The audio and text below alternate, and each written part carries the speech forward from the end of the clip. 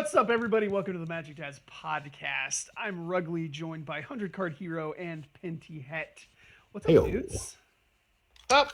Hello. How's it going? Yeah, long time no see. It's So, been a while. Working on some technical issues. yeah, well, I mean, it just goes to show you that there's a real cost to producing this content. And if you like it, there's a link to our Patreon campaign down in the description of this video. You can go there, help support us. Also, you can subscribe to the channel. That's free. Every little bit helps. So, Oh yeah. dudes, 2023 is coming to a close. It is. And the championship series is done. The Lawnlander series is done. It's been a long year, and the first year that, I mean, we've had a full year of coverage. Yeah. With the exception of the very first two OCM events at the very beginning of the year, everything has had coverage on Twitch. It's been turned into YouTube videos, and it's archived there for everybody to go back and watch. Yeah. Watch all of our fumbles, which is and super fumbles. exciting, but. I mean, it's cool that like the very first thing that happened in 2023 was we did our first Twitch stream from GK. Yeah, I was back in March. Yeah, March 4th, the very first Lawnlander tournament this year, won by Jacob Scott, winning, basically a mirror match in the finals. Yeah, I mean, so far in like the strategies were pretty similar. Yeah. Man, those decks were rad though. Yeah. I adored that whole series. And thus begun a 6-month trend of everybody just putting the initiative into play on turn 2. Yeah. That really was kind of the breakout. It is, yeah. Breakout, yeah, for sure. It's like the Monarch where like if you can't somehow claw it back and your opponent just sits with it, they're going to just avalanche you in value. I mean, Library of Alexandria is a good card, and that's what Monarch is. You know? Yeah. I mean, yeah. Speaking of which, go ahead. Yeah, we had some Library of Alexandria, a 0-point card now. Yeah. So after that one, I believe was when points shifted again. Yes. So that was when Library went to 0, and. Was that the same one where Umezawa's Jite went back up to 2? Yeah. And Crypt went to 5. And Balance went to 0. Yes. And Mind Twist. Yes. And Mind Twist. That was a very exciting points change because, for the longest time, something I feel like I heard pretty frequently was like Mind Twist, Balance, like these cards, they don't really deserve their point, which I'm inclined to agree with. We did a podcast series about it. I think, wasn't that afterwards? I don't know. I think it was. I think it was after the changes. Yeah, I believe it was after the changes. There's a number of other one-pointed cards that would be cool if they came off the points list. Anyways, those two I think specifically stood out to a lot of people as. There was one that was on the 1-point list that did come off later. Yeah, it was. So that was at a different point change. I think for the longest time it's just people are saying like they had their time, they earned their point, but things have changed. Yeah. But since I've been playing Canadian Highlander, that was the first points change where I felt like something actually shifted. Like not just in points, but like in mentality when adjusting the points. There was a shift in mentality with that one, I think. Yeah. So then I'm happy for it. So then after that, we had the quarterly in.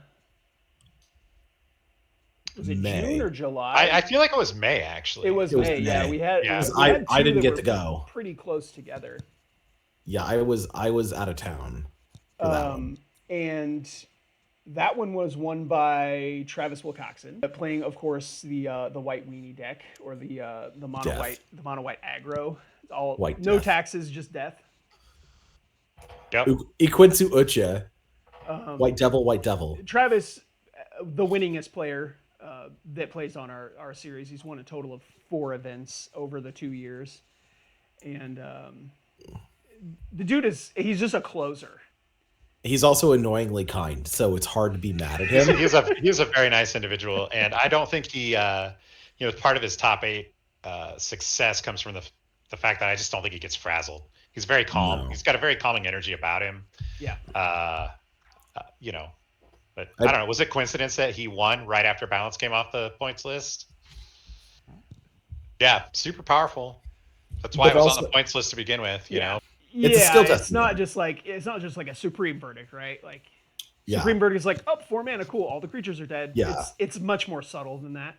A Yeah, little bit more skill intensive card, but man, destroying all of your opponent's creatures for 2 mana is nuts. Did the next points change come after that, or Yeah. was it, or did we play another tournament and then there was another points change? There was another tournament. Yeah. The other points change didn't come until October. Yeah. And I can tell you exactly why that happened, and it was post Lord of the Rings, because it was the same point. At this point, Flash was 5 points. Yes. And that was 5 points going into the next tournament. Yeah. And I can tell you that because there were a couple of players who were really trying to capitalize on the Flash. Yeah, they did. Yes. So right before that tournament, there was a lot of talk about Flash. Yeah.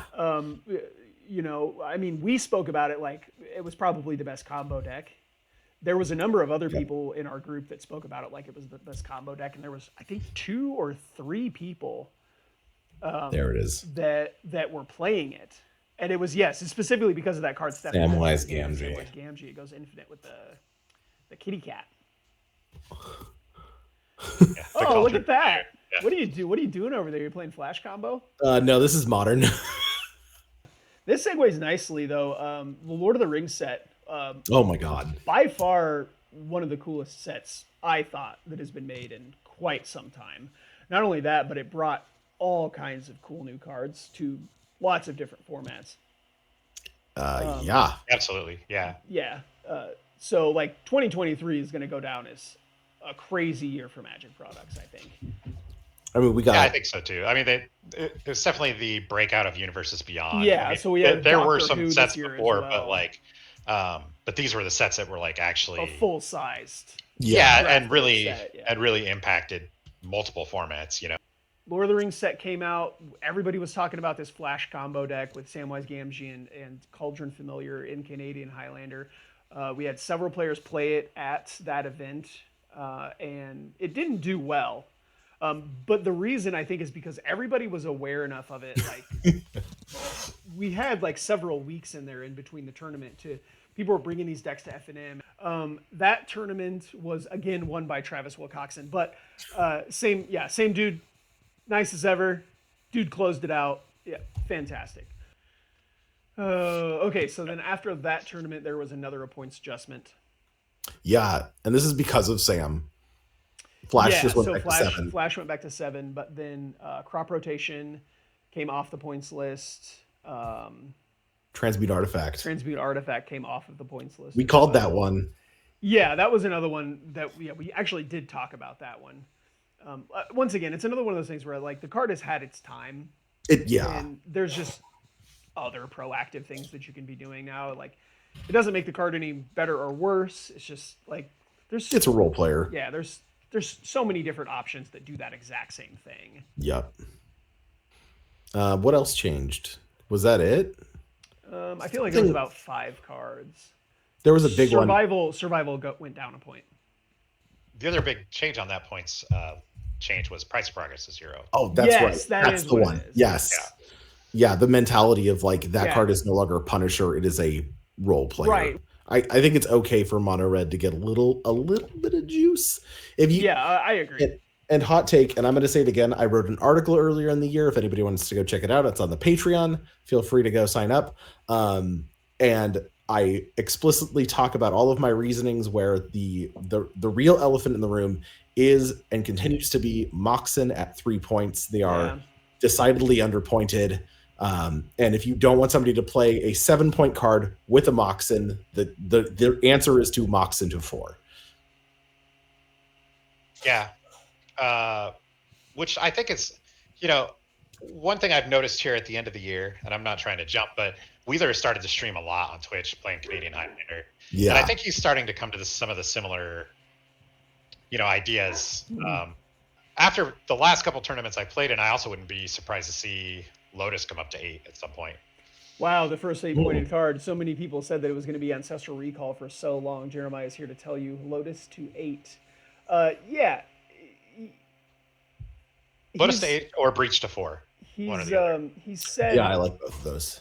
He's mentioned it several times over the last few months. Kind of going over his list of like I don't know how concrete it is, but he's just like brainstorming. Minsk and Buddha 1, White Plume Adventurer to 1, Mox to 4. Those are all things that I've heard.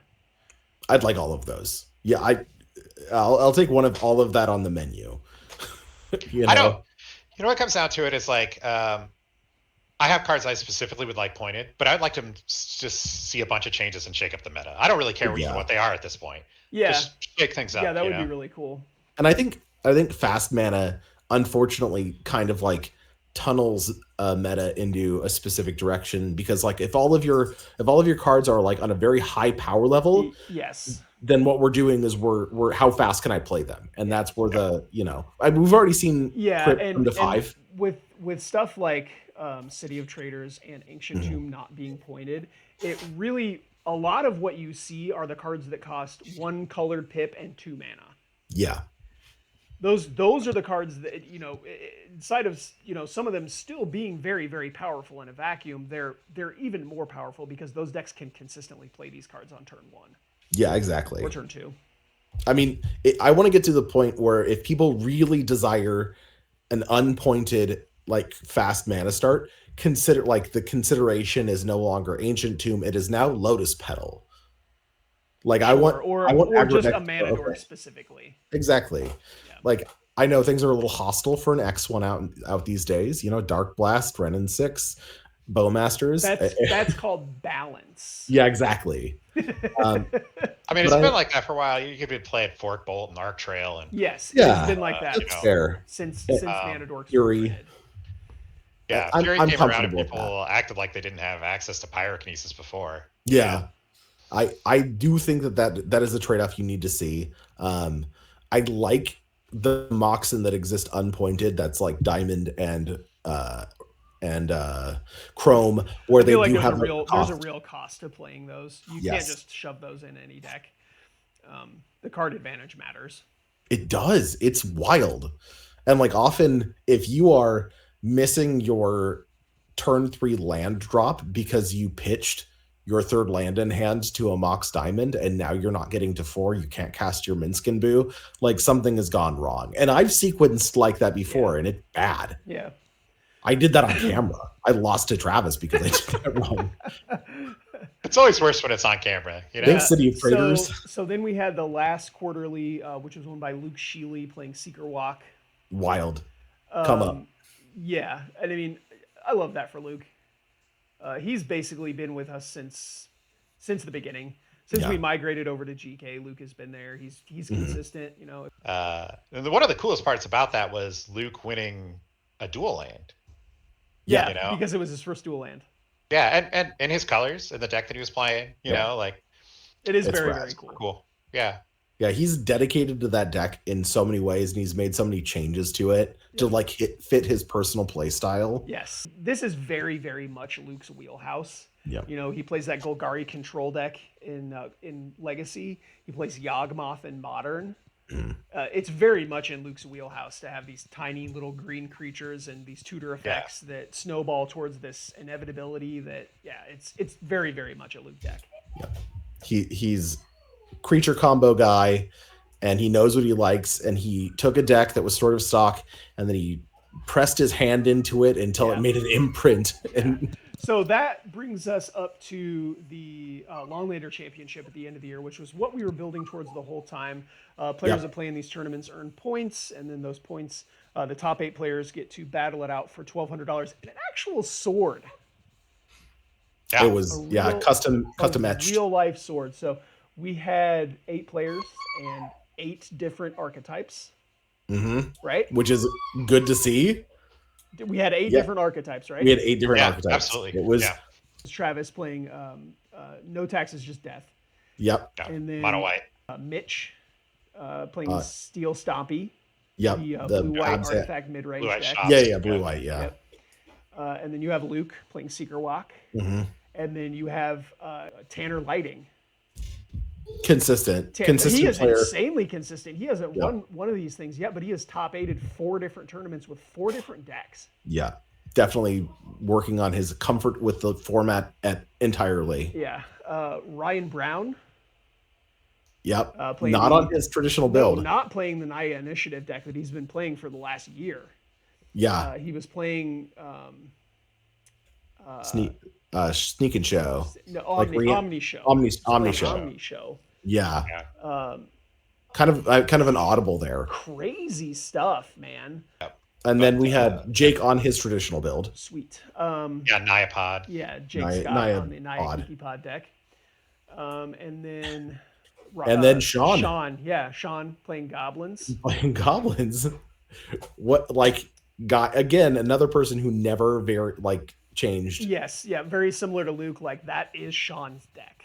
Yes. He's the only person who plays goblins. That is a goblin player. Yeah, I mean Jeremiah considered him the underdog for the tournament. So yep. He made it all the way to the finals. Yeah.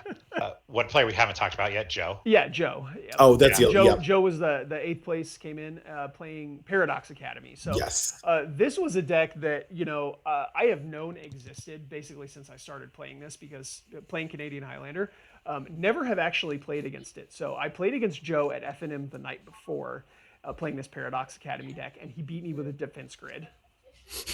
And then I played against Joe round 1 of the last quarterly tournament, and he beat me with a defense grid.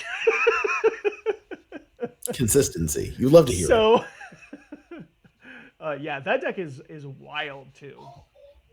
Yeah. So, and then Tanner Lighting with 4-color Omniscitive. Yep. Took the event down, took the sword home.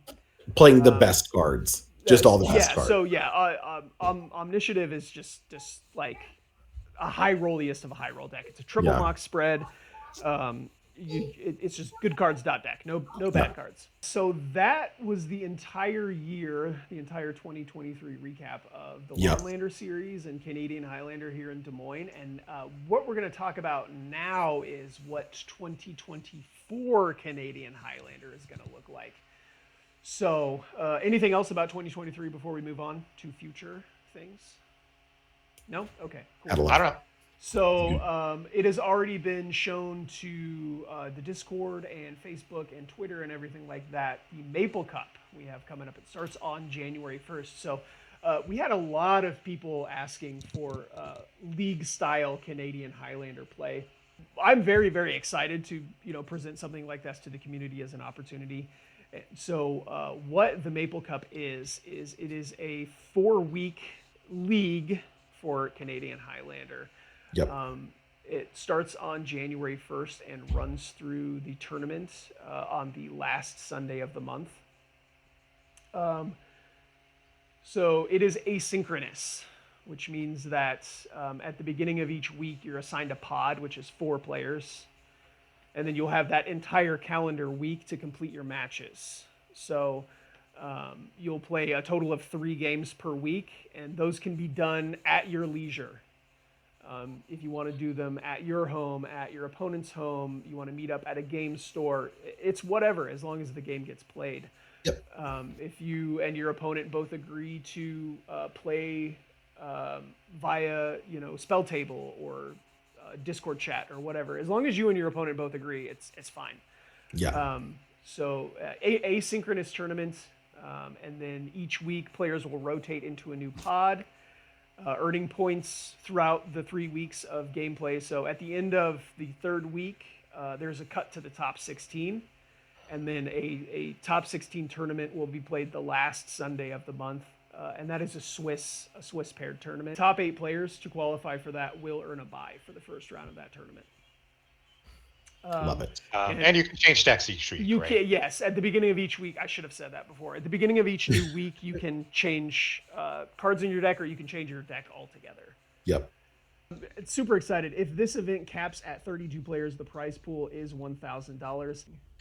Yeah, I'm just really excited for next year, so man. Get after me in Discord if you have questions about the Maple Cup. You can email us at mtgdadspodcast@gmail.com. I'm just excited for next year. I'm excited to see what the council does with the points. I hope we take on a more granular, top-down view of power level on individual cards and fast mana. I really hope that we get more players. Like, our player base is really good. It's really high right now. I always think that there's room for more. Yeah. We will continue to be fully proxy friendly. We are not moving away from that. This is a stance that we've made a hard line on, and everybody's really supported us on. Yes. And we just want to have the highest and most diverse group of Magic players available to us. Come play some weird Magic, get some powerful stuff going. Sick. Yeah, absolutely. All right. So, yeah, if you made it all the way to the end, you're the best. Yeah. Check out our Patreon. There's a link to it in the description of the video. And this is it for 2023. So, from everybody here at OCM and the Magic Dads podcast, seriously. No, there's nothing wrong with that. It's eggnog. It always smells weird. Should I leave that in? No. I mean, that's a pure dad moment, right? Okay. We are the Magic Dads. It's Right? true. Okay, so that was my son asking me if the eggnog was bad. It always It's smells not. weird. It's eggnog. It's not. It's not bad. Hey, everybody. We just want to remind you that We're proud of you. Proud of you. bye. See you in Later. 2024.